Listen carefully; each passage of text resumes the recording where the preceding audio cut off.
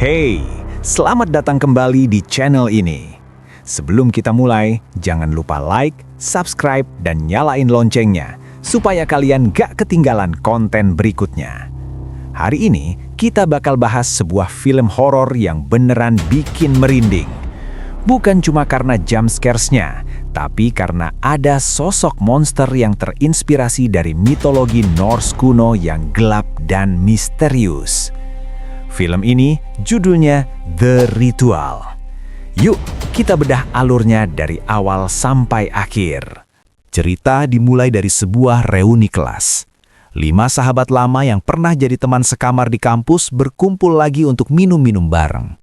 Seperti biasa, kalau lebih dari 3 pria kumpul, ide-ide random pasti bermunculan. Dan mereka pun dengan cepat sepakat, mereka akan pergi hiking ke Swedia dalam waktu dekat. Mereka minum sampai tengah malam. Luke kemudian mengusulkan pergi ke toko untuk beli anggur lagi dan lanjut minum. Tapi yang lain sudah harus kerja besok, jadi hanya Robert yang ikut Luke masuk ke toko. Tepat saat keduanya sedang memilih anggur, Luke tiba-tiba merasa ada yang tidak beres. Kasir toko ternyata tersungkur di lantai, tampaknya terluka parah. Sebelum mereka sempat memahami situasi, 2 orang tiba-tiba keluar tergesa-gesa dari gudang. Ternyata toko itu baru saja dirampok. Luke, tanpa sadar, melangkah mundur dan bersembunyi diam-diam di balik rak. Sedangkan Robert kurang beruntung, dia terlihat oleh para perampok. Dari sudut, ia melirik ke arah Luke, meminta bantuan dengan tatapan matanya.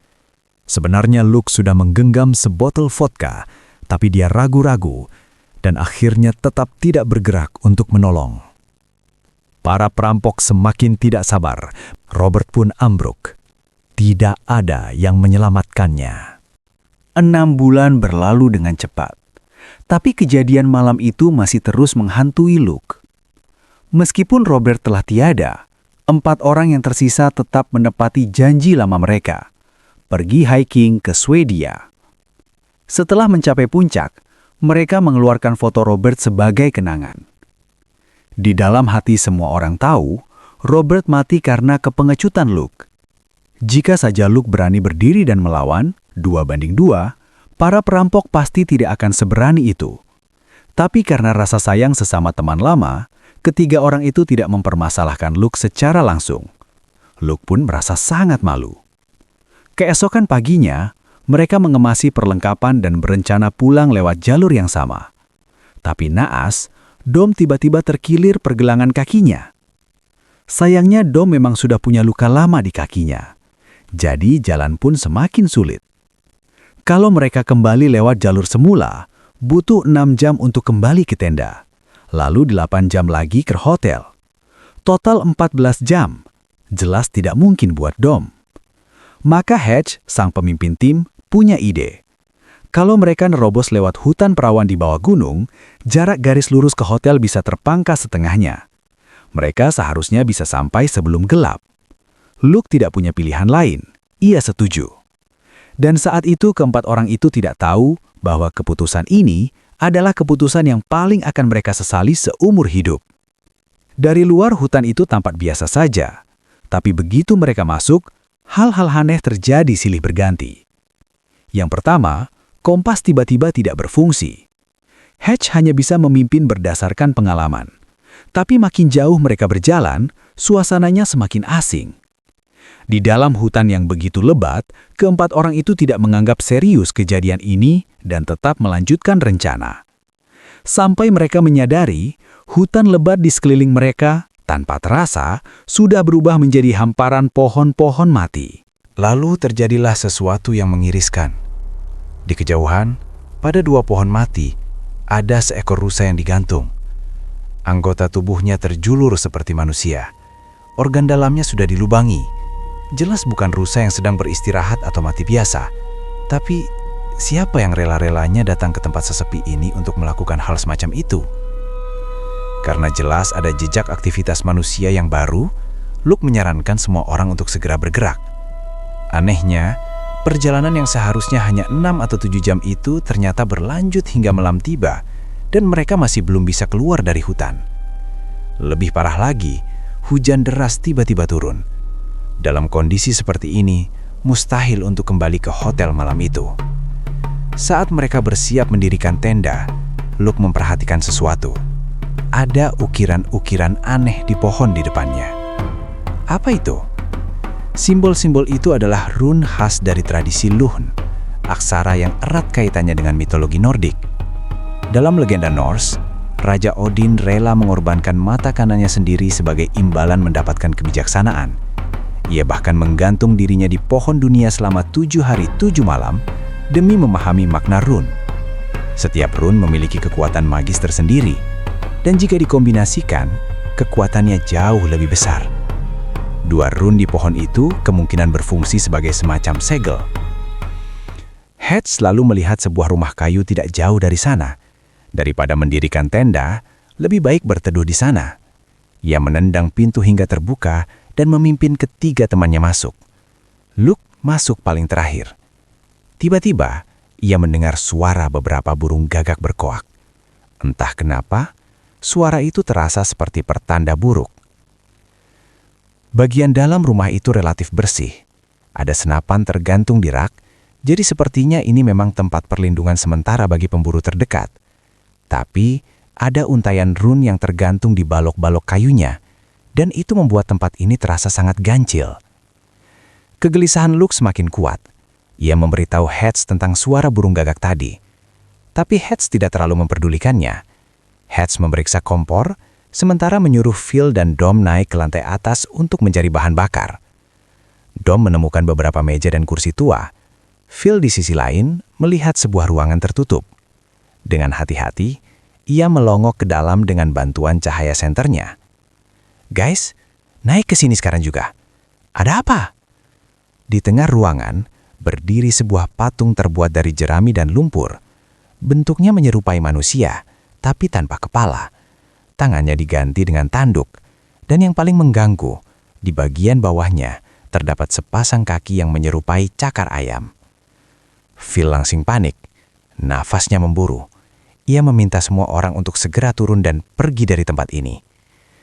Setelah mereka beranjak, Luke melihat lagi patung aneh itu. Ia menyadari bahwa itu bukan cakar ayam. Itu lebih menyerupai sepasang tangan manusia yang mengering. Kembali di bawah, mereka duduk di depan perapian membahas rencana selanjutnya. Luke menyarankan agar mereka kembali lewat jalur semula esok hari. Tapi Hedge berpendapat itu hanya akan membuang waktu 1 hari lagi. Mengapa tidak terus menembus hutan saja? Pasti bisa keluar besok. Ketiganya pun akhirnya tertidur dengan lelah.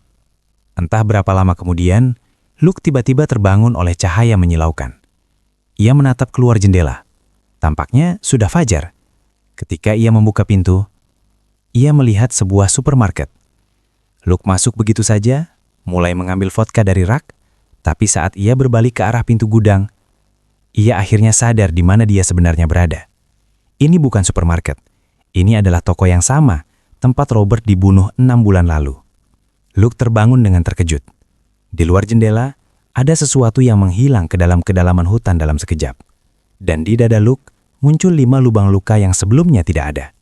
Sedetik kemudian, teriakan datang dari arah pohon-pohon. Luke bergegas keluar.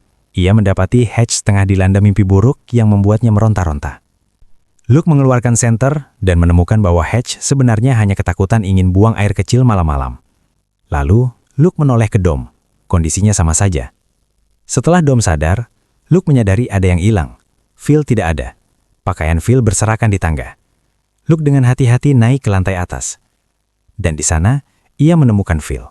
Berlutut telanjang di depan patung itu, seolah sedang bersujud dengan khusyuk. "Phil, apa yang kamu lakukan?" Apa? Apa maksudnya? Bangun, ayo!" Keempat orang itu dengan cepat mengenakan perlengkapan mereka dan bergegas keluar dari rumah tertukuk itu secepat mungkin. Tapi, begitu mereka keluar, mereka melihat pohon mati tepat di depan pintu, terukir rune Lun di sana, seperti sebuah peringatan. Fenomena-fenomena aneh yang terjadi berturut-turut akhirnya membuat Hedge berubah pikiran.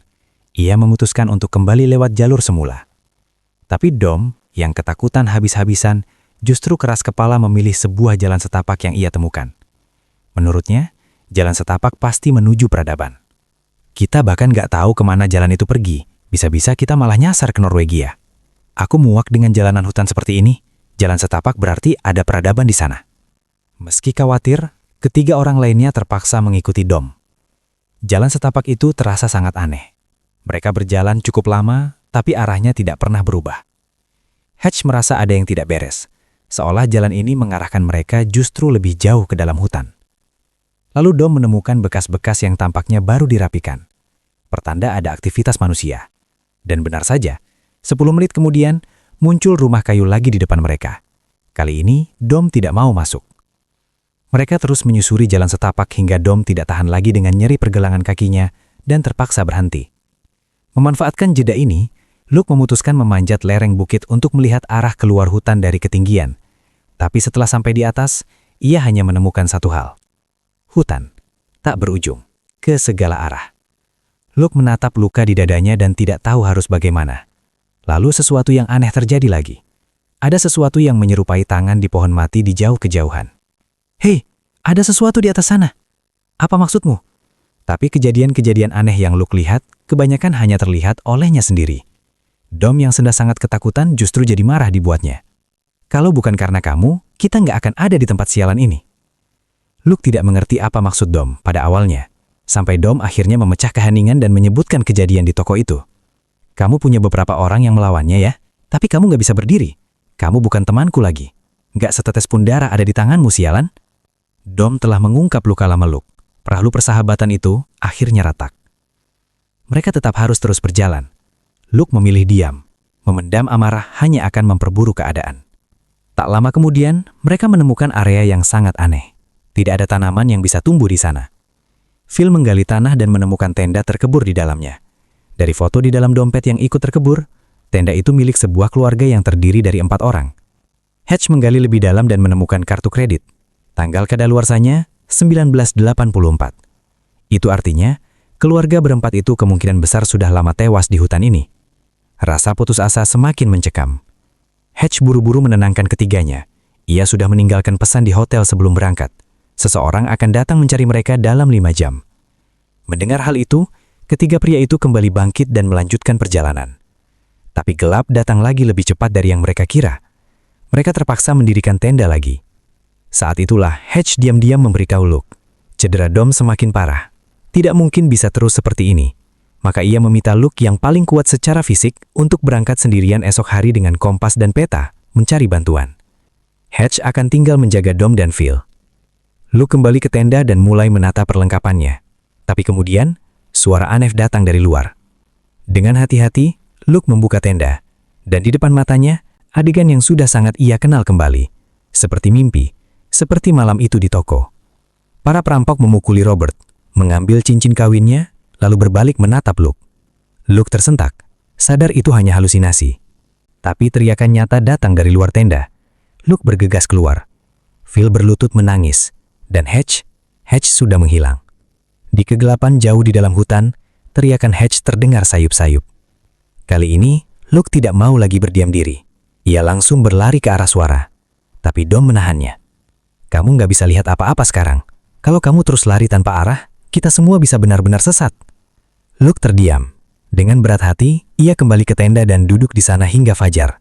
Baru kemudian ia mengikuti jejak-jejak di tanah untuk melacak keberadaan Hatch.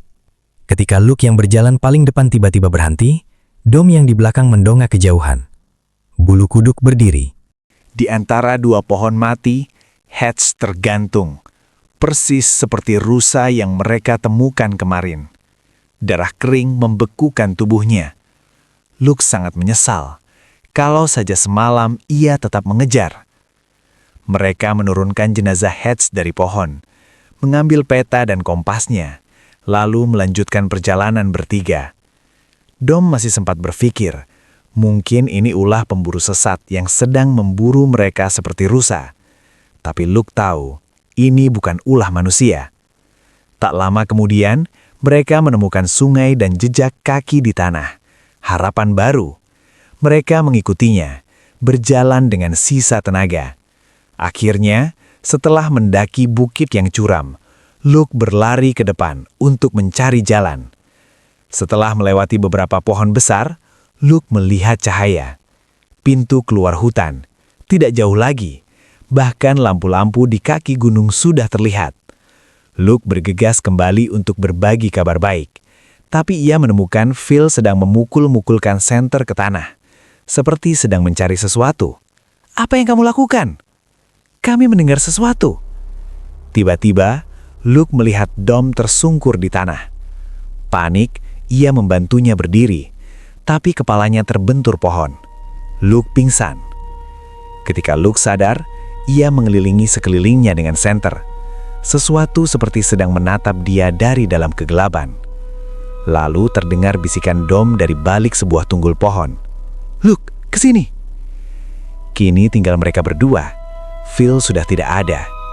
Saat Luke dan Dom bersiap berlari menuju pintu keluar, sesuatu berkilat di balik pepohonan. Keduanya berlari sekuat tenaga. Beberapa menit kemudian, jalan di depan mulai terang.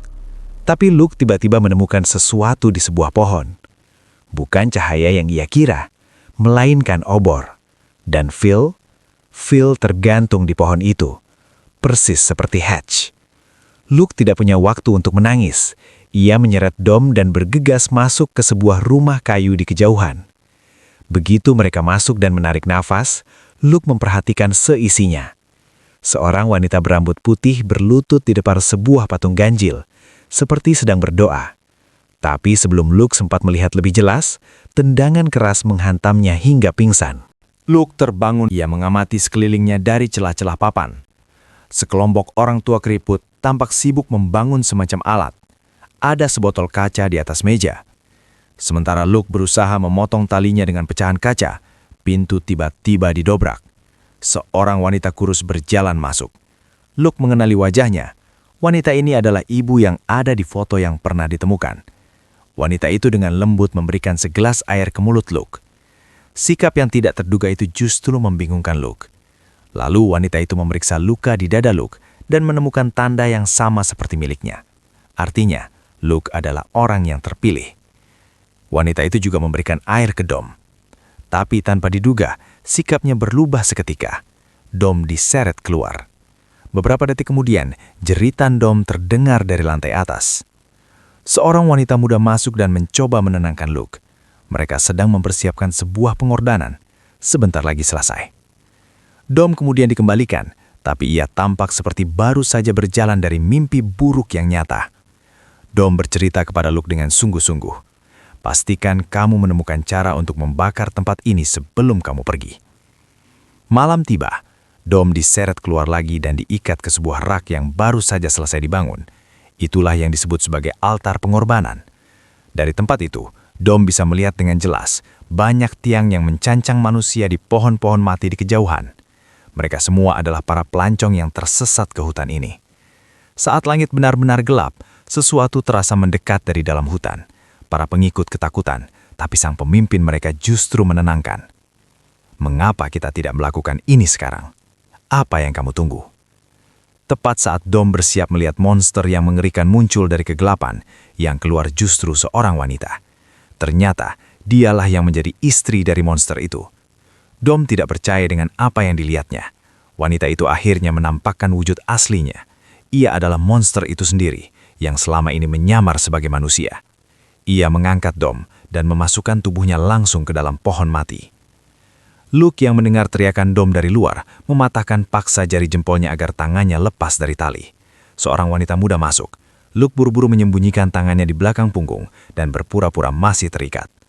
Wanita itu meletakkan makanan dan hendak pergi. Luke menahannya. "Apa-apaan monster itu?" Wanita itu menjelaskan, monster itu adalah penjaga kuno, keturunan Loki dalam mitologi Norse. Namanya tidak boleh disebut karena rasa hormat, bukan ketakutan. Mereka menyembahnya karena monster itu memberi mereka umur panjang melampaui batas alami manusia. Tidak ada rasa sakit, tidak ada kematian. Ritual untuk kamu dimulai malam ini. Ini adalah kehormatan. Kamu akan berlutut di hadapan sang dewa. Jika tidak, ia akan menggantungmu dari pepohonan. Wanita itu pergi. Luke melepaskan tali dan hendak melarikan diri, tapi ada penjaga di depan pintu. Ia hanya bisa naik ke lantai atas. Di bawah sinar obor, ia akhirnya benar-benar memahami apa arti keabadian di tempat ini. duduk di sini, dan menjadi mayat hidup. Luke membakar bangunan itu.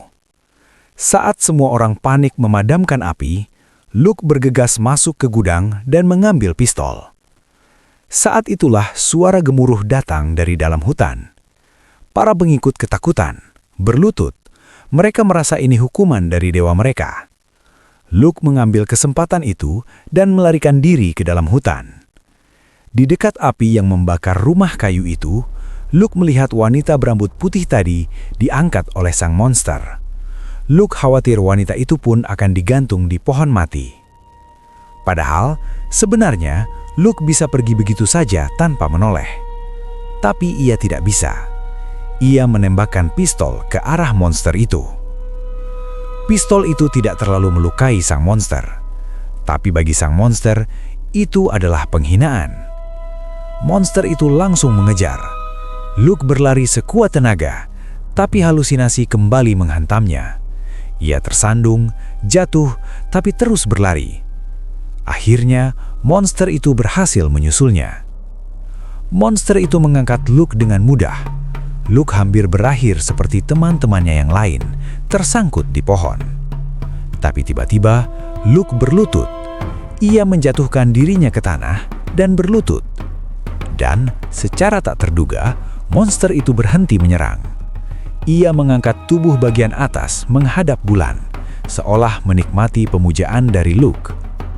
Luke perlahan berdiri. Tapi sebelum sempat melarikan diri, kakinya ditindih oleh monster itu.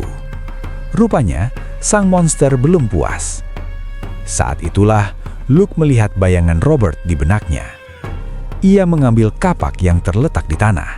Ia ayunkan ke arah monster itu, tepat saat sang monster sedang menikmati momen pemujaannya. Sementara monster itu kaku sejenak, Luke berlari mati-matian menuju tepi hutan. Dan akhirnya, sebelum monster sempat menyusulnya, Luke berhasil keluar dari hutan. Monster itu dibatasi oleh segel Rune Lung. Ia tidak bisa keluar dari batas hutan.